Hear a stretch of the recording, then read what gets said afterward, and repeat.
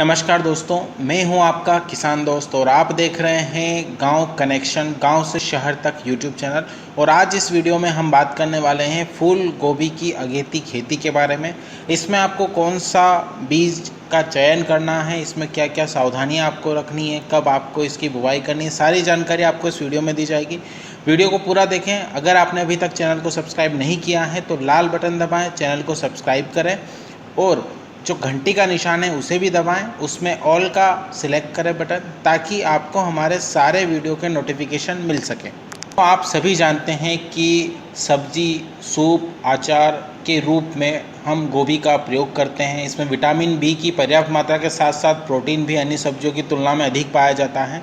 फूल गोभी के लिए ठंडी और आर्द्र जलवायु की आवश्यकता होती है। यदि दिन अपेक्षाकृत छोटे होते हैं तो फूल की बढ़ोतरी अधिक होती है। तो दोस्तों, ये आप सभी जानते हैं कि फूल गोभी की जो सब्ज़ी होती है उसे अधिकतर लोग चाव से खाते हैं। साथ ही इसमें विटामिन बी की पर्याप्त मात्रा और प्रोटीन भी अधिक मात्रा में पाया जाता है, इस वजह से इसका उपयोग किया जाता है।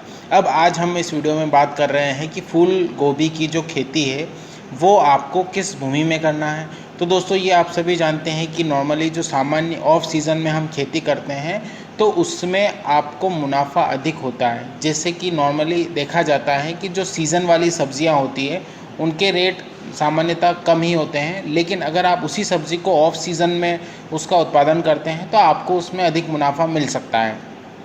इसलिए सभी किसान भाइयों से ये निवेदन करेंगे कि वो अधिक से अधिक ऑफ सीज़न में भी खेती करें ताकि उनको मुनाफा मिल पाए। दोस्तों, फूल गोभी की जो खेती होती है इसकी भूमि का जो मान होता है, पीएच मान, वो 5.5 से 7 के मध्य होता है। तो भूमि है वो भूमि आपकी फूल गोभी की खेती करने के योग्य है।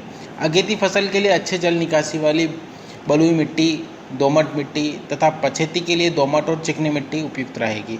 सामान्यतः देखा जाता है कि फूल गोभी की जो खेती है विभिन्न प्रकार की भूमियों में की जा सकती है। दोस्तों, अब खेत को तैयार कैसे करना है, तो खेत को तैयार करने के लिए सबसे पहले पलेवा करना है। जब भूमि जुताई योग्य हो जाए तब उसकी जुताई 2 बार करना है। मिट्टी पलटने के लिए हल का प्रयोग आप कर सकते हैं। इसके बाद आप 2 बार कल्टीवेटर चलाकर प्रत्येक जुताई के बाद पाटा लगाएं, ताकि आपकी जो खेती है वो फूल गोभी की खेती के लिए तैयार हो सके। अब दोस्तों, बात आती है किस्मों की कि कौन सी किस्म का चयन करें। तो अगर आप अगेती फसल कर रहे हैं तो उसमें आपको पूसा दीपाली, पूसा कार्तिक, पूसा अर्ली सिंथेटिक, कार्तिक शंकर, मेघना और अर्का कांति नाम की ये जो वेराइटियां हैं, ये वेराइटियां आप चयन कर सकते हैं। अगर आप पछेती खेती कर रहे हैं तो उसके लिए आपको Pusa snowball 1, snowball 2, snowball K1 और स्नोबॉल 16, ये पूसा की जो पछेती प्रजातियां हैं, ये प्रजाति आप लगा सकते हैं। दोस्तों, फूल गोभी की जो बुआई है उसे करने के लिए आपको बीज दर की बात करते हैं कि बीज दर कितना लेना है। तो बीज दर आपको लेना है, अगर आप अगेती फसल कर रहे हैं तो मई जून में आपको करनी है। मई जून में आप करेंगे तो उसमें 500 से 600 ग्राम प्रति हेक्टेयर का बीज लगेगा, वो आप लें। और अगर आप पछेती कर रहे हैं तो पछेती की जो फसल होती है वो अक्टूबर नवंबर में होती है। दोस्तों, तो अक्टूबर नवंबर में आप अगर ये कर रहे हैं तो 350 से 400 ग्राम प्रति हेक्टेयर का बीज आपको उपयुक्त रहेगा। दोस्तों, ये ध्यान रखें कि इसका जो बीज होता है वो बारीक होता है, लेकिन अगर आप इसकी पौधशाला या नर्सरी बनाकर आप इसका बीज से नर्सरी बनाकर फिर उसको रोपते हैं तो उसमें आपको काफ़ी फ़ायदा हो सकता है। इसका बीज बारीक होता है, अतः इसने भली भांति तैयार की गई पौधशाला में बोना है ताकि थोड़े समय में उसकी पौध तैयार हो सके। इसमें 1 मीटर चौड़ी और 3 मीटर लंबी क्यारी बना दें। उस क्यारी में आप 3 सेंटीमीटर की नाली बनाएं 2 क्यारियों के बीच में। क्यारी बनाने के पूर्व में पर्याप्त मात्रा में गोबर की खाद और कंपोस्ट डाल दें, फिर उसे मिट्टी से भली भांति मिला दें। बीज को बुआई से पहले 2 से 3 ग्राम कैप्टन प्रति किलोग्राम बीज दर से उपचारित कर लेना है आपको, फिर क्यारियों में उसकी बुआई करना है। जब पौधे निकल आएँ या क्यारियों के मध्य बनी नालियों से सिंचाई करें।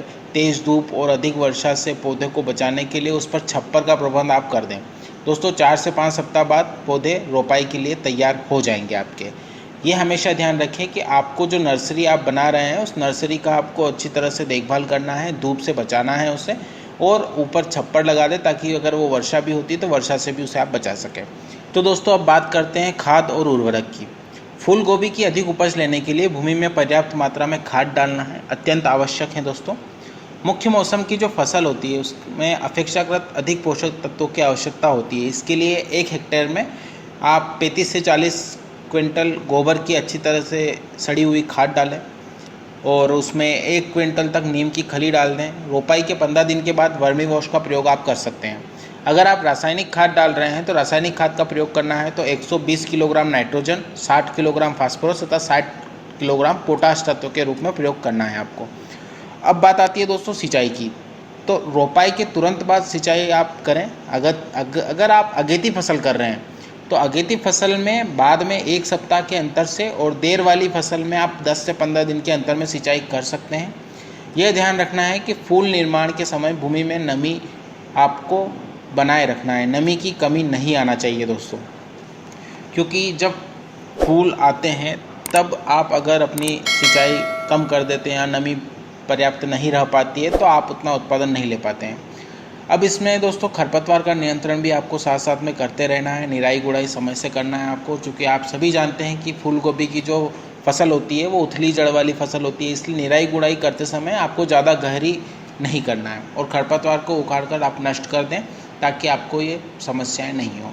अब दोस्तों इसमें बात करते हैं हम कीटों की या कीट नियंत्रण की। तो इसमें बहुत सारी इल्ली के प्रकोप भी होता है, माहू होता है, हीरक तथा पतंगा, तंबाकू की इल्ली भी इसमें पड़ जाती है कई बार।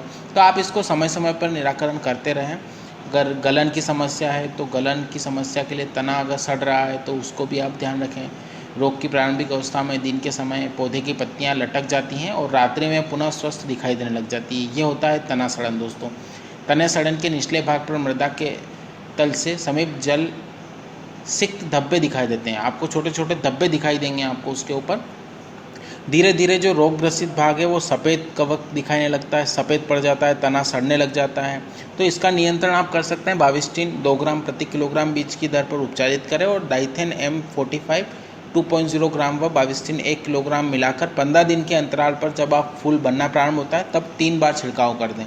इसी तरह से आपको जितने भी इसमें कीट नियंत्रण करने हैं वो सारे आपको करने हैं दोस्तों। अब बात करते हैं हम कटाई की। तो फूल गोभी की जो कटाई है दोस्तों वो आपको तब करना है जब उसके फूल पूर्ण रूप से विकसित हो जाएं, फूल ठोस हो जाए, थोड़ा आकर्षित लगने लग जाए तो आप इसकी कटाई करें। आप सामान्यतः देखेंगे कि अगेती जो फसल होती है आप उस 60 से 70 दिन में हो जाती हैं, मध्यम वाली 90 से 100 दिन में और पछेती जो फसल होती है वो 110 से 180 दिन में कटाई के लिए तैयार हो जाती हैं दोस्तों।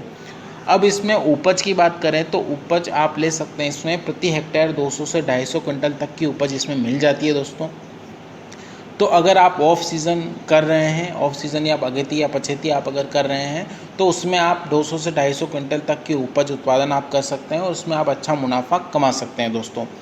अब भंडारण की बात आती है तो फूलों में जो पत्तियां हैं वो आप लगे रहने दें।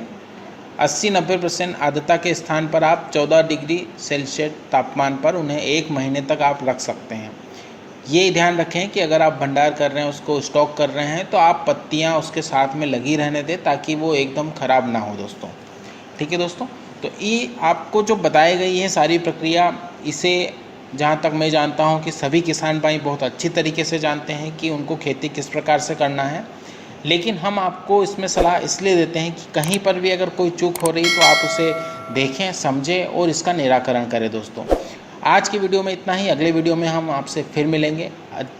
अगर आपने अभी तक चैनल को सब्सक्राइब नहीं किया है तो आप लाल बटन दबाएं, सब्सक्राइब बटन, और चैनल को सब्सक्राइब करें। घंटी का निशान ज़रूर दबा दें दोस्तों ताकि आपको अगले वीडियो का नोटिफिकेशन तुरंत मिल जाए। धन्यवाद दोस्तों। जय जवान, जय किसान, जय हिंद।